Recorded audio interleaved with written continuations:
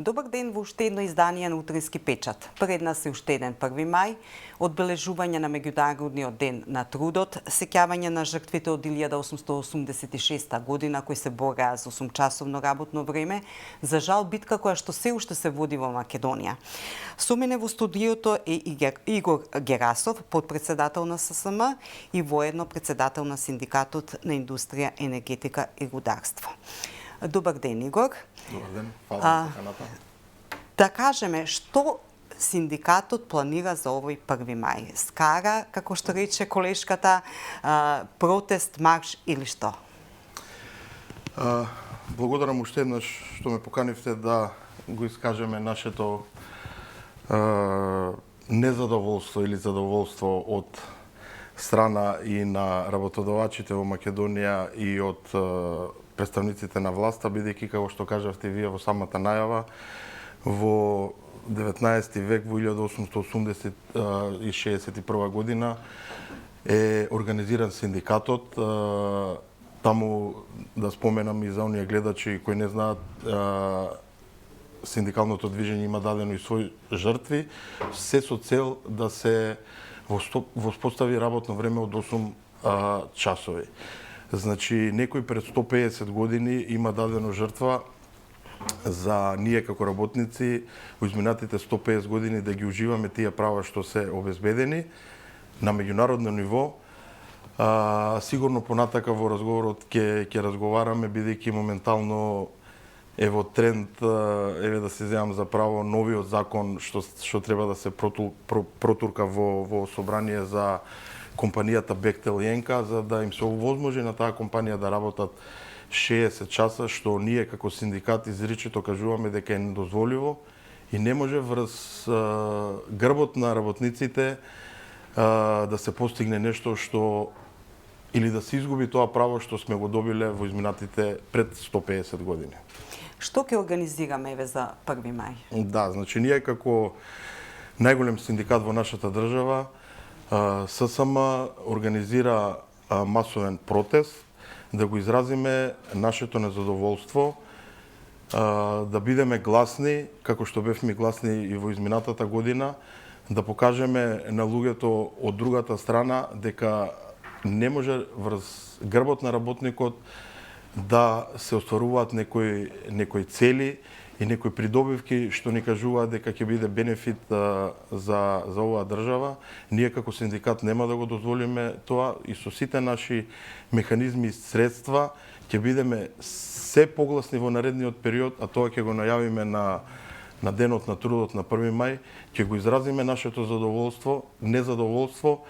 Сигурно нема да организираме скара и пикник како во изминатиот период што е организирано во некој изминат систем. И еве ќе упатам една порака и до сите наши членови и до оние работници каде што не се синдикално организирани. Секој треба поединечно да даде жртва, секој може да одвои барем 1 час во текот на годината да дојдат, да не поддржат на овој масовен протест и да покажеме уште еднашка дека работникот е движечката сила во оваа држава и да кажеме и ние како синдикалци дека мора нашиот работник да остане во оваа наша држава. Мора заедно и со луѓето што ги представуваат компаниите, менеджментот и со владата и на пратениците да им кажеме дека веќе е дојден критичен момент за нашиот работник, бидејќи мислиме и тврдиме и тој фактите покажуваат дека младите луѓе, да не кажам 90% откако ќе го завршат нивното образование, одат во западноевропските земји, градат туги економии и ние едноставно можеме да кажеме дека остануваме без потенцијал во наредниот период да ни се развива нашата држава. Кажете ги, ве молам, техничките работи околу протестот, од каде ќе почне, каде ќе се движите? Значи, протестот е закажан пред зградата на ССМ во 12 часот. Маршрутата ќе биде до собрание, од собрание продолжуваме до влада на Македонија, каде што ќе имаме наше излагање говори од страна на председателите и сите овие работи јавно и директно ќе ги искажеме и пред нашите членови и пред сите симпатизери, што верувам дека ќе дојдат во голем број, да им ги кажеме и нашите намери во наредниот период како ќе постапуваме ние како синдикат. Се со цел за подобар бенефит на нашите работници и нашите членови. Имаме ли оваа година некое мото под кое што ќе се одвива протестот? Па да, мотото е работникот пред се. Значи, не може една држава, па и една компанија да функционира без нас работниците. Не можат работодавачите и владата во јавен сектор, во оние, да кажам, институции каде што се директни работодавачи владата на Македонија, да кажам директно да се однесуваат со големо непочитување према македонскиот работник. Мислам дека тоа во изминатите 30 години, таа тешка транзиција што сите ја поминавме со тие стечаи на компании, со технолошки вишкови и други социјални пакети што, да кажам, ги организира према нашите работници, треба еднаш да престане за секогаш, треба да седнеме заеднички на маса, како што реков, и да ги утврдиме целите за наредниот период, како ќе се одвива и слободно можам да кажам и напредокот на државата, а без добар работник, без задоволен работник, и вие ќе се сложите, верувам дека и цела македонска јавност, дека не може да има просперитет на нашата држава. Од ова можам да заклучам дека сепак колку и да се обидувате, тој диалог трипартитен меѓу работодавачите, вас и владата не е онака како што посакувате. Еве, меѓутоа како посматрач или како новинар на овие појави, јас можам да кажам дека тој на некој пред очите на јавноста сепак напредува. Меѓутоа до каде сте, еве?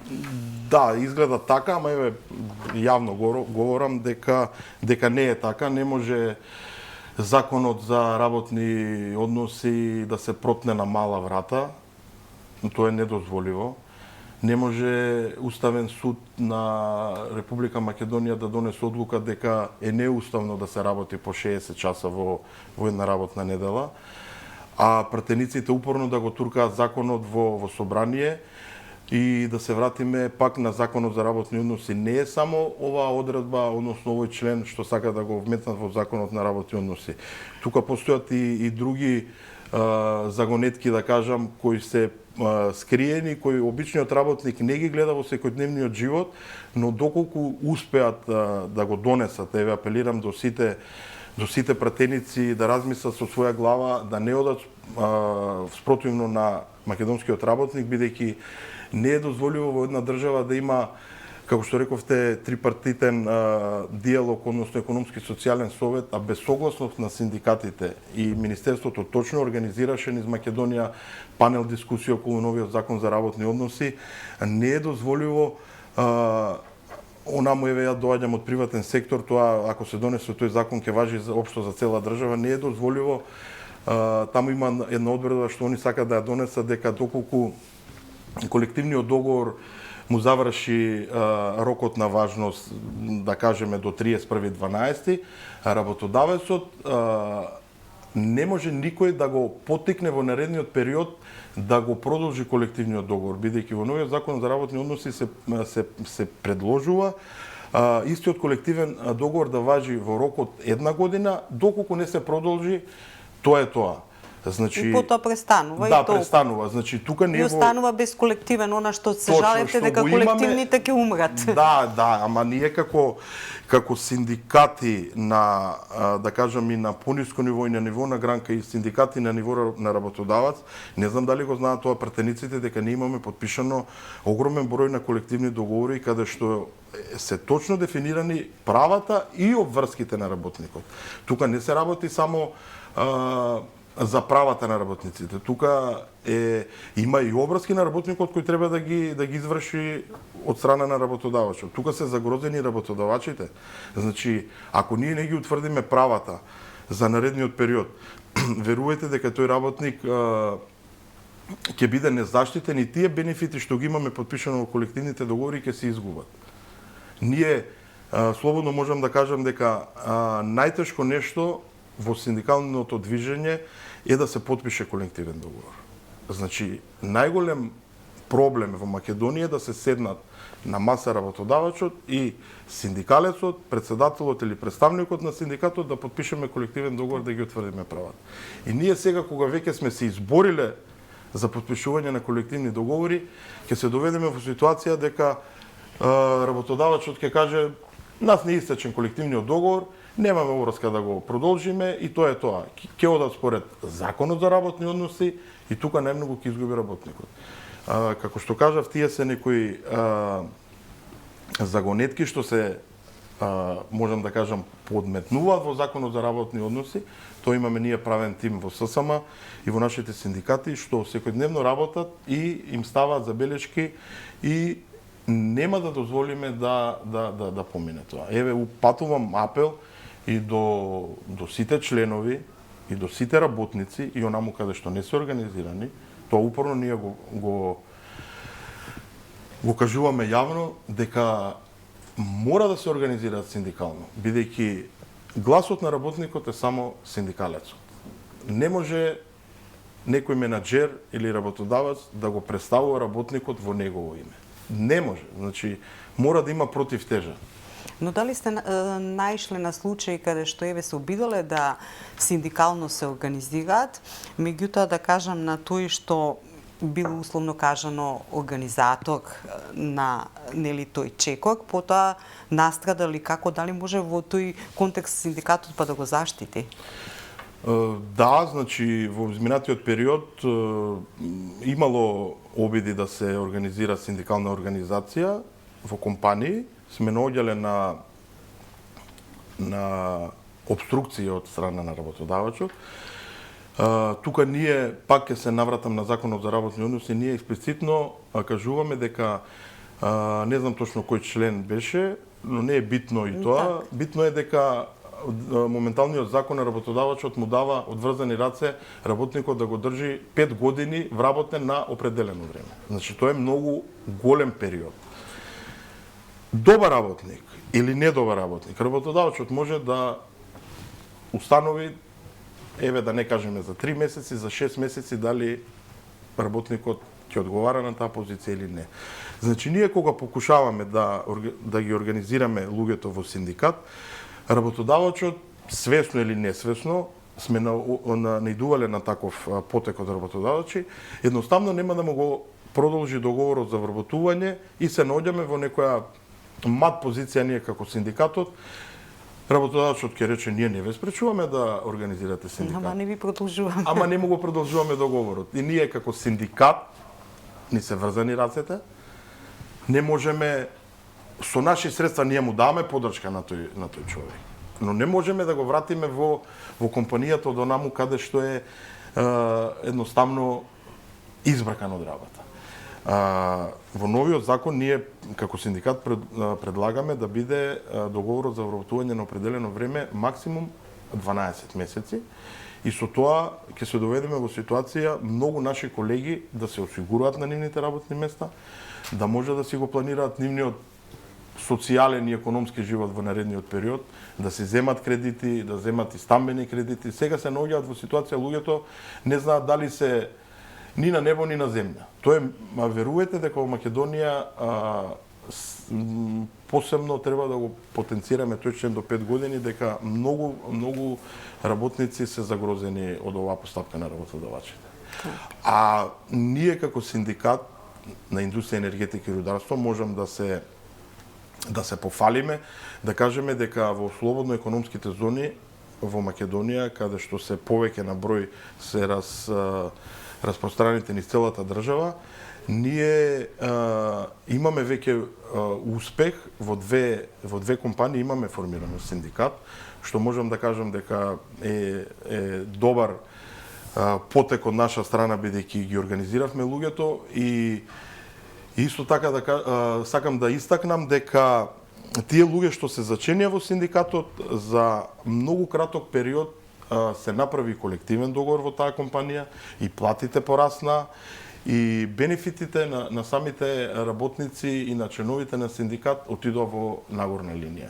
Ова е апел до сите наши вработени во сите компании, не само во економските зони, слободно нека размислат на оваа тема што ја разговараме и пак ќе потенцирам дека единствен представник на работниците е синдикатот.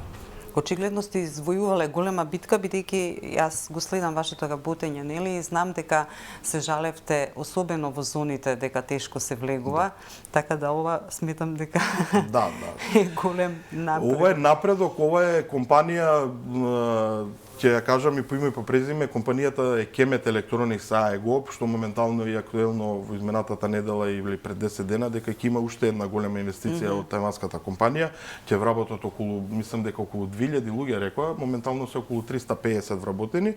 Значи, ова е и пофалба и на самиот председател, што заедно со нас се организиравме таму, и еден плюс допринос во синдикалниот живот да дадеме пример за другите компании што не се организирани, а верувате во Македонија има 2 до 3 компании што вработуваат од 5 до 6000 луѓе. Значи Македонија нема армија од 5000 луѓе, а една компанија има 5000 луѓе и таму нема нивен представник. Таму не знаеме, односно ние знаеме дека таму се прекршуваат работничките права. Но луѓето се исплашени за нивниот живот екзистенционален во понатамошната иднина како би го граделе нивниот живот, да го кажа тоа незадоволство, да кажа дека работат и прекувремено, дека и тие сати што се прекувремени не им се исплаќаат. Значи, не е дозволиво западна европска компанија што доаѓа од Европска унија да ги крши работничките права во Македонија. И да има толку вработени воопшто да нема синдикат. Нема. Значи ја можам да ги кажам и по име и по презиме. Едната компанија е Кромберт и Шуберт се наоѓа во Битола, другата е Дрекслер Мајер. Значи тие се гиганти во автомобилската индустрија и на светско ниво. Таму не се синдикално организирани. А во своите матични земји, претпоставувам? Да, во своите матични земји се. Еве ние како синдикат се издигнуваме на едно повисоко ниво, нашата мрежа ја шириме првенствено во, да кажам, во Западен Балкан. Еве имаме нели политичката ситуација, е отворен Балкан. Зашто и ние како синдикати веќе ја почнавме стапката со нашите српски колеги, моментално сме во преговори со колегите од Босна, бидејќи они не се во отворен Балкан, без разлика се. Но секогаш присуствуваат, често, не секогаш, ама често присуствуваат. Да, и ние како синдикати, односно како гранки и како сојузи, планираме во наредниот период да излеземе пред работничката сцена на Западен Балкан со единствени барања. Да кажеме дека не може работодавачот од Германија или од Австрија или од Франција да ги крши работничките права, а додека во сопствената земја се почитуваат и синдикати, имат и колективно договарање, да не кажуваме за платите колкави се во тие земји, значи нашите работници земаат 10 пати помали плати и плюс им се ускратува синдикално да се здружат. Бидејќи го споменавме, нели, голем дел од разговорот ние за законот за работни односи, како устав на работничките права, би сакала нешто да појаснам, се прави сосема нов закон. Јас чинам веќе 3-та или 4-та година. Паралелно имаме измени на законот за работни односи во собраниска процедура, наменски да кажам за Бехтел и Енка, поточно за стратешки инвестиции. Таму е промената на прекувремено работно време, без ограничување до кога ќе трае. И сега, во овие два процеси околу законот за работни односи, знам дека за големиот, за новиот закон сте вклучени. И каде најмногу се кршат копијата? Дали е тоа токму определеното работно време и до каде е тој закон? Значи, да, во право сте. Копијата се кршат околу 60 часа работна недела. Никој не му оспорува на тој на таа компанија што ќе ја изведува делница 10 коридор 8 или 10 без разлика, да се организира во двосменско работење. Значи, не може еден работник да работи 60 часа неделно. Кога истиот ќе одмара. Значи, а што таму не е потенцирано, ако се донесе тој закон, а верувам дека нема да се донесе, дали некој друг работодавач, дали од јавен сектор или од приватен сектор ќе се повика на законот за работни односи, едноставно ќе каже, ќе излезе пред работниците: дечки, ние сега имаме нови услови на работа, вие ќе работите по 12 сата, нема да ви се плаќа преку време. Меѓутоа треба да има стратешки интерес, сепак. Има некој ограничување во законот. Да, значи, пак ќе кажам, не може стратешкиот интерес и оваа економија да се гради све врз грбот на работникот. До кога? До кога нашиот работник? И за тоа имаме иселување од државата. Верувајте, еве, ние бевме како синдикатна покана на хрватскиот синдикат во Загреб. Во околина на Загреб само работат 400 наши угостителски работници. 10.000 македонци работат во Хрватска. Значи, тоа е огромна бројка за една држава како што е Македонија, од милиони, слободно да кажам, може имаме 1.500.000 жители моментално. А верувајте дека доколку се настапи малце поенергично, еве во приватниот сектор, онаму каде што сме застапени, каде што имаме подпишани колективни договори, еве тоа е уште еден поголем потик за оние работници каде што не се организирани, се зголемуваат платите. Се доделуваат некои награди, бонуси за вработените, а тоа е све со цел да остане нашиот работник и да биде економски независен, помоќен во наредниот период, бидејќи и самите работодавачи кога ќе седнеме и на отворена сцена и позади кулисите, да кажам, од кога ќе завршат со станоците, и работодавачите се жалат и они се во непријатна ситуација дека не може да го задржат работникот. Но тоа е нивен проблем.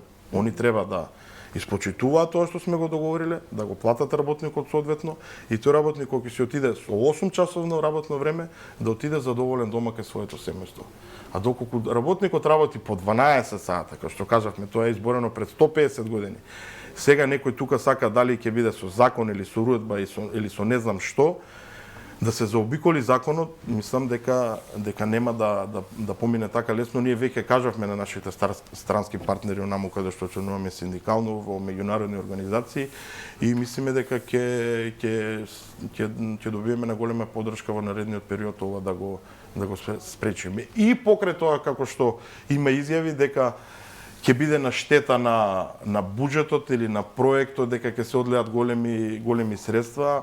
Ако е тоа така подпишано во тој договор, треба да се размисли кој како подпишувал и дали е тоа законски, дали е правно издржано, бидејќи ќе се согласите сите дека не може по 12 часа да се работи. Значи го ги покануваме сите во 12 часот. Да. На 1 мај, на протестен марш, сите оние што сметаат дека нивните права се закинати и дека може да придонесат за унапредување на работничките права и за донесување на закон за работни односи по соодветен онака како што доликува на работничкиот труд. Ви благодарам што бевте денеска со нас во студиото.